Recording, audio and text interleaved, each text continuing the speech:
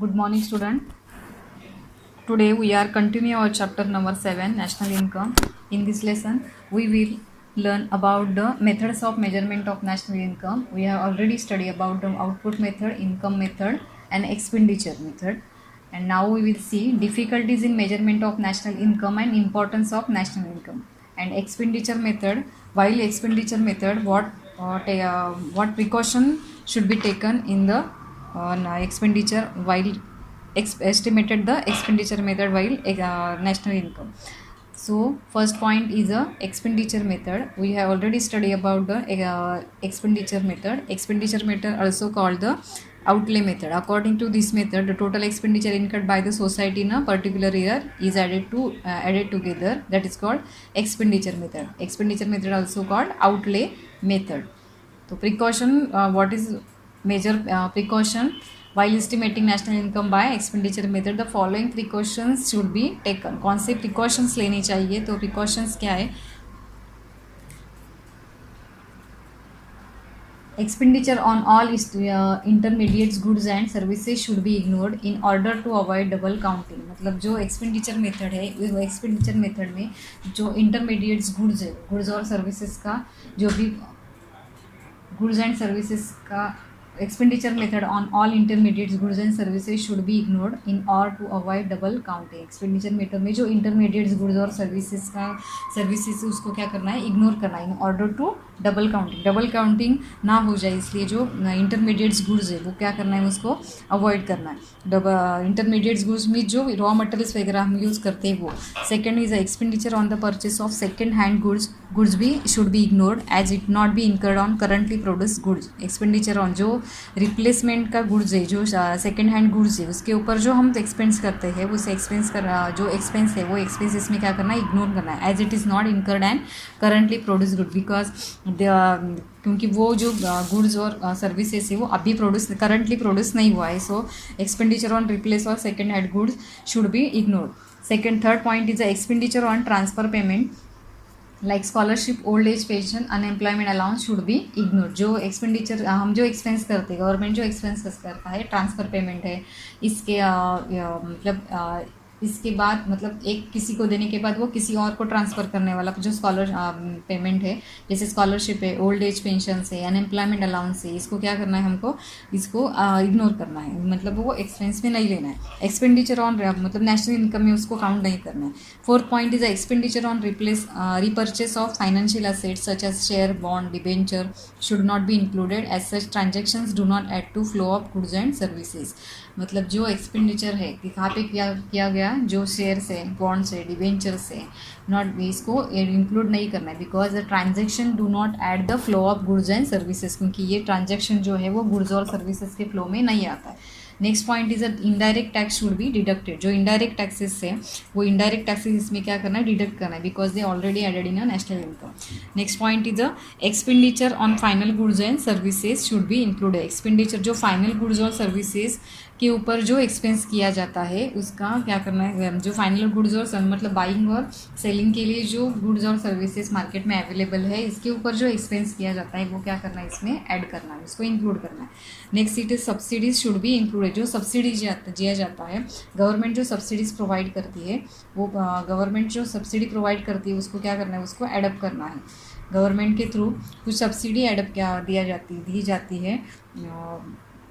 जो एंटरप्रेन्योर है उनको भी सब्सिडी दिया जाता है एक्सपोर्ट करने में, इंपोर्ट करने में, जो एक्सपोर्ट करने के बाद कुछ सब्सिडी दिया जाता है, या कुछ जो प्रोडक्शन है उसके ऊपर भी सब्सिडीज़ दिया जाता है. जो जैसे उसके ऐसा जो सब्सिडीज़ है वो सब्सिडी क्या करना है, उसमें इंक्लूड करना है. जैसे जो सिलेंडर्स है, जो सिलेंडर्स हम यूज़ करते हैं, गैस का कनेक्शन जो रहता है उसके ऊपर कुछ सब्सिडी गवर्नमेंट प्रोवाइड करता है, तो ऐसी सच सब्सिडीज़ को क्या करना है, इसमें एडअप करना है. One of this method of output method, the income methods are extensively used in advanced countries like USA and UK.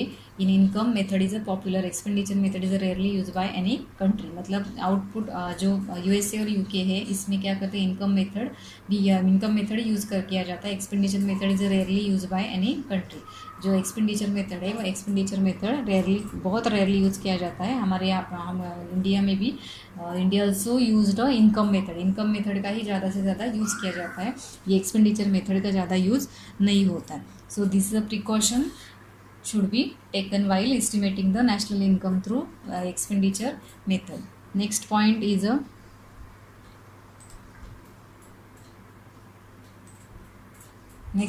a difficulties in a measurement of national income। जो national income है, national income में major करने में कौन सी difficulties आती है, तो वो डिफ़िकल्टीज दो टाइप्स की है, थियोरेटिकल डिफ़िकल्टीज और conceptual difficulties. Second is a practical difficulties और स्टैटिस्टिकल डिफ़िकल्टीज। तो थेरोटिकल डिफ़िकल्टीज को दूसरा नाम क्या है, कॉन्सेप्चुअल्स डिफ़िकल्टी, एंड प्रैक्टिकल डिफ़िकल्टीज को दूसरा नाम क्या है, स्टैटिस्टिकल डिफ़िकल्टी, ऑल्सो नोन है स्टैटिस्टिकल डिफ़िकल्टीज। वो डिफ़िकल्टीज़ कौन थे, नेशनल इनकम जो हम काउंट जैसे मेथड्स देखे हमने नेशनल इनकम काउंट करने के, तो नेशनल इनकम के काउंट करने के 3 मेथड्स थे, आउटपुट मेथड, इनकम मेथड और expenditure method.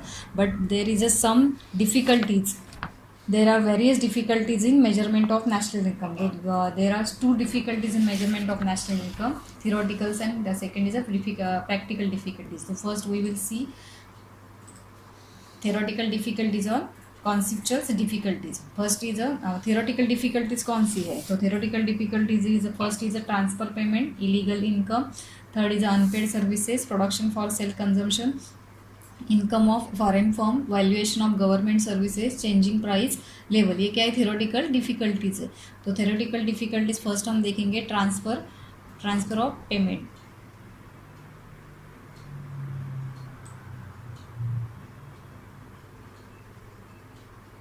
Individual gets income, unemployment allowance etc, but whether this transfer payment should be included in national income or not is a major problem. On one hand they are a part of individual income, or other hand they are part of government expenditure, hence the transfer payment are not included in national income. अभी theoretical difficulties means कि इसमें क्या है कि जो unemployment allowance है, pension से transfer payment हमने देखा कि गवर्नमेंट जो अलाउंस देता है अनएम्प्लॉयमेंट को या पेंशन्स प्रोवाइड करता है, सर्विस कंप्लीट होने के बाद जो पेंशन दिया जाता है, अनएम्प्लॉयमेंट को जो अलाउंस दिया जाता है, but whether they transfer payment, ऐसा जो गवर्नमेंट के पास से जो भी पेमेंट जाता है वो इसको इसमें नेशनल इनकम में काउंट करना है या नहीं, इनकम में काउंट करना है या नहीं करना है, ये क्या मेजर प्रॉब्लम है। One other hand they are part of individual income, but other hand they are part of government expenditure. एक हाथ में गवर्नमेंट का वो एक्सपेंडिचर है, दूसरे हाथ में किसी और का वो क्या है, इनकम है। तो ऐसे इनकम को जो ट्रांसफर पेमेंट है इसको ऐड करना है या नहीं करना, ये थियोरेटिकल फर्स्ट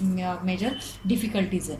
सेकेंड डिफिकल्टीज है illegal income like from gambling, black marketing, theft, smuggling are etcetera not included in national income. दूसरी डिफिकल्टी ऐसी है कि ऐसा इनकम है जो ब्लैक इनकम हम बोलते हैं, उसको ब्लैक मनी बोलते हैं। तो ऐसे जो ब्लैक मार्केटिंग चलता है वो सब उसका अलग से कुछ अकाउंट किसी बैंक में नहीं होता है। तो ऐसा जो इलीगल इनकम है उसका यूज़ तो नेशन में चलता है, कंट्री में चलता है, बट उसका कुछ इनकम का जो भी कैलकुलेशन है वो गवर्नमेंट इनकम नेशनल इनकम में एडअप नहीं कर सकता, बिकॉज उसका कुछ अलग से अकाउंट वगैरह नहीं होता है। तो स्मगलिंग के थ्रू जो कमाया हुआ पैसा है या ब्लैक मार्केटिंग से किया हुआ इनकम फ्रॉम गैम्बलिंग से, ये जब जो ब्लैक मनी है वो ब्लैक मनी को हम नेशनल इनकम में काउंट नहीं कर सकते। Next is unpaid services. For the purpose of calculation national income only paid goods and services are considered. However, there are number of unpaid services which are not uncounted for the calculation of national income. Service of housewives, service provided by the love, affections, mercy, sympathy, charity etc. are not included in national income. कुछ unpaid services रहते हैं कि जैसे कुछ housewife घर पे काम करती है, हम किसी को डोनेशंस देते हैं, हाउसवाइफ्स जो करती है किसी के प्यार के थ्रू हम कुछ डोनेशंस देते हैं, अफेक्शंस, कुछ किसी के ऊपर दया दिखा के उसको कुछ हेल्प करते हैं, मर्सी दिखाते हैं, सिंपैथी दिखाते हैं, चैरिटी डोनेशन करते हैं, किसी जो अनाथ आश्रम रहता है उसमें, या कुछ स्कूल को डोनेशन दिया जाता है, या अनाथ आश्रम को डोनेशन दिया जाता है। तो ऐसे जो पैसा हम बाहर मतलब डोनेशन देते हैं, वो अनपेड सर्विसेज का हम क्या करते हैं, उसका कैलकुलेशन अच्छे से नहीं मिलता है, उसका जो नेशनल इनकम में इंक्लूड नहीं होता है। तो ये बहुत बड़ा थियोरेटिकल डिफ़िकल्टीज़ है। Next is a production for self consumption. कुछ ऐसी एक्टिविटीज़ है हमारे यहाँ पे जो फार्मर्स है या अलाइड फार्मिंग के ऊपर जो अलाइड एक्टिविटीज़ रहती है, जिसका प्रोडक्शन फार्मिंग के ऊपर चलता है, ऐसी कुछ अलाइड एक्टिविटीज़ है जिसका जो प्रोडक्शन रहता है सिर्फ सेल्फ कंजम्पशन के लिए यूज़ होता है by the farmers and other producer do not enter the market. ऐसी जो प्रोडक्शन करने वाला अलाइड एक्टिविटीज़ है, फार्मर्स जो है वो सेल्फ कंजम्पशन तो करते हैं बट वो कभी मार्केट में एंट्री नहीं करते। तो ऐसा जो प्रोडक्शन है वो ऐसे प्रोडक्शन का नेशनल इनकम में काउंट नहीं हो पाता, because it is not accounted for the national income. Allied producer do not enter in market, because वो मार्केट में एंटर ही नहीं होते, तो उसका जो प्रोडक्शन का जो भी कैलकुलेशन है वो नेशनल इनकम में एडअप नहीं होता है। ये थियोरेटिकल डिफिकल्टीज है। Next point is a valuation of government services. Government provide a number of public services such as law and order, defense, public administration, education, health services, etc. The calculation of these services at market price is difficult as the real value of these services is not known. Therefore, it is difficult to calculate national income. Government बहुत सारी services provide करता है citizens को, जैसे law and order maintain करना, defence के ऊपर बहुत सारा खर्चा करता है, पब्लिक एडमिनिस्ट्रेशन करते हैं, एजुकेशन हेल्थ के ऊपर काम करता है, ऐसा कुछ सैनिटाइजेशन से की बहुत सारे सर्विसेज प्रोवाइड करता है। कैलकुलेशन मार्केट इज डिफ, ऐसी जो कैलकुलेशन है इसका कैलकुलेशन करना बहुत मुश्किल है। As the real value of this services is not known, उसकी ऐसी जो सर्विसेज उसका रियल वैल्यू पता नहीं होता है। So this is the difficulty to calculate in a national income. Next point is a changing price level. जो prices है वो always changes, prices always changes because demand and supply. Difficulties in calculating national income also arise to change the in price level. For example, when the price level मतलब जो price level है तो price level always changes, तो कौन सा price level add up करना है वो इसमें अंडरस्टैंड नहीं होता है, समझ में नहीं आता है। नेशनल इनकम में शो द इंक्रीज एवन दो द प्रोडक्शन में हॉल डिक्रीज, कभी कोई प्रोडक्शन कभी होता है तो कभी जो प्राइस है वो कभी वही ज़्यादा भी होता है। Also when the price level falls national income में show the decrease even though they may not be increase in production. ये वो कौन सा प्राइस लेवल एडअप करना है वो समझ में नहीं आता, ये थियोरेटिकल डिफिकल्टीज है। Next point is a practical difficulties. कौन सी? तो practical difficulties In practice, a number of difficulty arise in the calculation of statistical data required for estimation of national income. Some of the practical difficulties are as follow. Statistical difficulties mean जो हम count करते हैं, practice number of difficulty arise in collection of statistical data.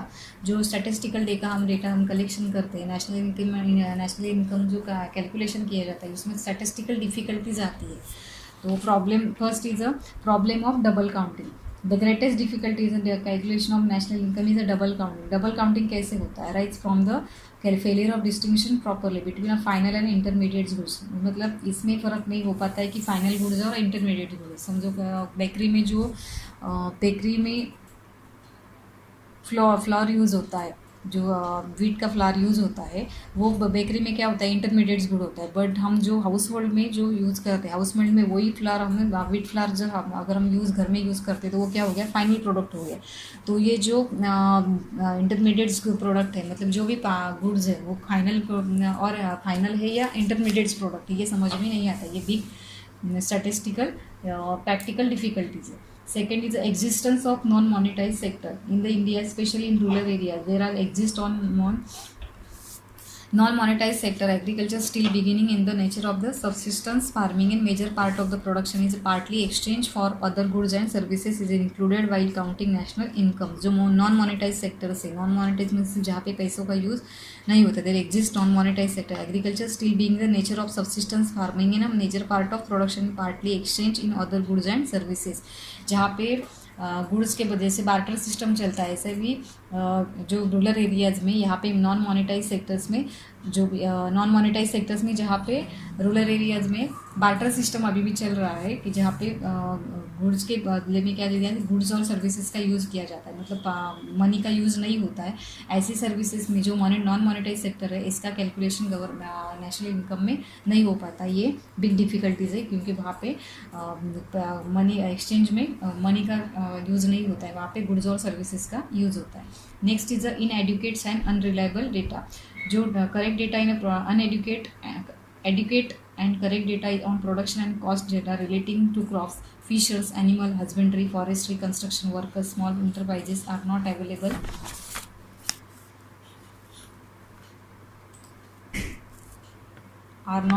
available. Beside this data is unrecorded.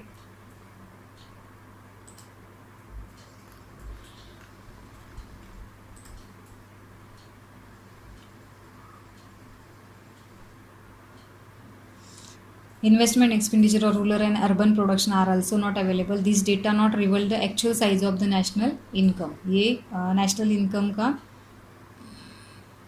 Size इसमें समझ में नहीं आता है।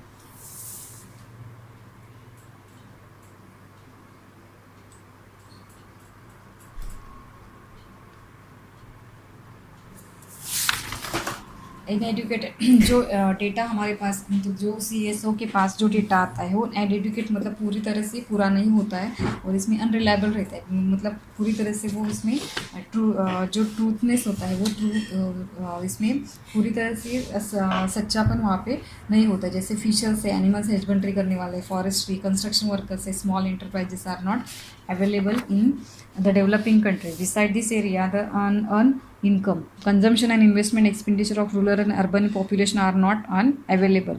जो consumption expenditure है, जो investment पे और population जो consumption और expenditure करने के लिए जो यूज़ करती है इनकम, वो इसका एडुकेट डेटा हमारे पास अवेलेबल नहीं है।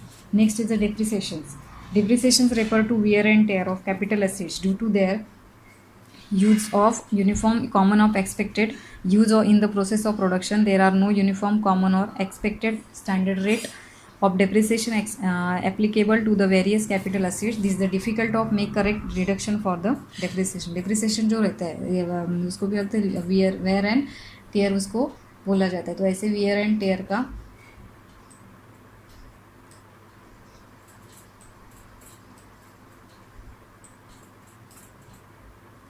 there are no uniform common or expected standard rate of depreciation applicable to the various capital assets. It is difficult to make deduction of the depreciation. मतलब जो depreciation है वो depreciation कैसे deduct करना है, उसका एक वैल्यूएबल रेट वहाँ पे अवेलेबल नहीं, यूनिफॉर्म रेट नहीं है। Common of expected standard rates of depreciation applicable to the various capital asset. जो कैपिटल असेट्स है उसके ऊपर जो डेप्रिसिएशन है उसका रेट यूनिफॉर्म रेट अवेलेबल नहीं है। ये बहुत बड़ा फिर स्टैटिस्टिकल डिफ़िकल्टीज है नेशनल इनकम काउंट करने में। Next point is a capital gain और लॉसेस, विच कैपिटल गेन और लॉसेस विच जो प्रॉपर्टी ओनर आर इंक्रीज और डिक्रीज। जो प्रॉपर्टी ओनर है, प्रॉपर्टी ओनर को कभी क्या होता है उनको कभी कभी प्रॉफिट भी होता है, कभी लॉस भी होता है। तो क्या उसमें इंक्रीज और decrease in the market value of their capital asset, जिनका जो कैपिटल एसेट्स है उसके ऊपर कभी उनको लॉस भी होता है, कभी उनको प्रॉफिट भी होता है। changes in demand are not included in the national income because they changes do the result from current economic activity. जो करंट इकोनॉमिक एक्टिविटी होती है वो इकोनॉमिक एक्टिविटी के थ्रू उनको कभी कभी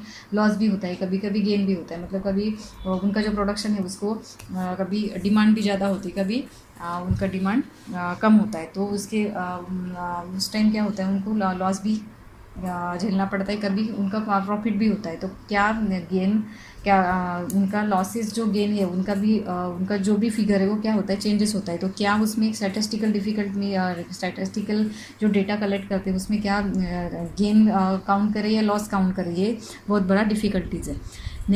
Next point is the illiteracy and ignorance. Due to the ignorance and illiteracy, small producers do not keep an account of their production, so they cannot give information about the quantity of value of their outputs. जो illiteracy और ignorance है, मतलब जैसे कभी कभी हमारे यहाँ पे जो डेटा कलेक्ट करने के लिए कभी कभी आते हैं गवर्नमेंट के जो पर्सन्स, उनको भी हम कभी कभी पूरा डेटा नहीं देते हैं। जो हमारे इनकम का डेटा भी कभी कभी पूरा नहीं देते। जो स्मॉल प्रोड्यूसर है, स्मॉल प्रोड्यूसर्स है, वो क्या करते, उनका प्रॉपर अकाउंट नहीं रखते। उनका प्रोडक्शन का जो भी अकाउंट है, उसका जो भी प्रोडक्शन कितना हो रहा है उसका क्या कैलकुलेशन नहीं रखते। So they can not give information. So उसकी वजह से उनको प्रॉपर इंफॉर्मेशन नेशनल इनकम में उनका काउंट नहीं हो पाता है। Next point is the difficulties in the classification of working population. India में working population is not defined. For instance farmer in India are not engage in agriculture round in year, because जो मतलब जो working population है वो समझ में नहीं आ रही कितनी है, क्योंकि डिफाइन नहीं कर सकते। बिकॉज फार्मर जो है वो फार्मर पूरा ईयर में, पूरे होल ईयर में 12 मंथ्स, पूरे 12 मंथ्स वो फार्मिंग का जो एक्टिविटीज़ है इसमें एडप्ट नहीं रहता है, पूरे एक्टिविटीज़ में एंगेज नहीं रहता है। So in the off season they engage himself in alternative occupation. दूसरे मतलब फार्मिंग का काम होने के बाद वो किसी और अलाइड एक्टिविटीज़ में भी क्या रहते हैं, बिजी रहते हैं। In such a case is very difficult to identify their income from a particular occupation से। इसलिए उनका जो पर्टिकुलर इनकम जो है वो हम डिफाइन नहीं कर सकते।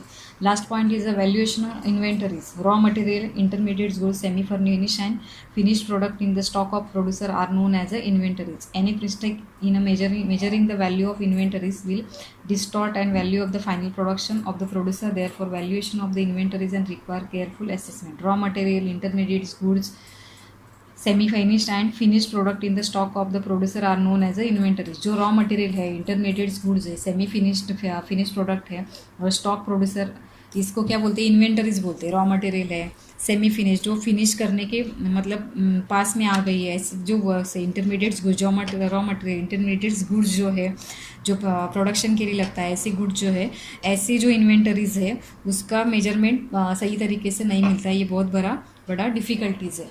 तो these are the practical difficulties of practical difficulties of statistical difficulty. First point was the problem of double counting, existence of non-monetized sector, inadequate and unreliable data, depreciation, capital gains or losses, illiteracy and ignorance, valuation and inventories, difficulties in the classification of working population. Next point we will learn in